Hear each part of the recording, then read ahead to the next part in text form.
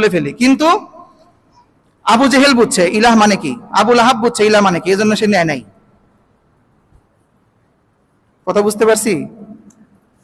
যাক, আল্লাহ রাব্বুল আলামিন আমাদের সবাইকে বুঝি আর না বুঝি পরিপূর্ণ মুসলিম হওয়ার তৌফিক দান করেন।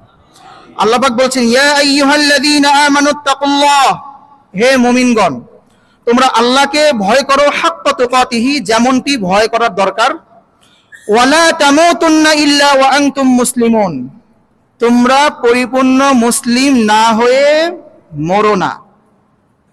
আমাদের মধ্যে অনেকে আছি রিটায়ার্ড করছি, অথবা ছেলে পেলে বড় হয়ে গেছে, নিজেও চাকরি করি, ছেলে পেলে বড় হয়ে যাওয়ার পরে বলি এই চার দোকানে চা খাই, বিড়ি টানি, আর বলি যে দেখ ছেলে পেলে মানুষ হয়ে গেছে, এক ছেলে বিদেশ থাকে, এখন কিছু টাকা টুকা পাঠায়, এখন আর আমার জীবনের কোনো আর চাহিদা নাই, এখন যদি কোনো রকম যদি খালি একটু মরতে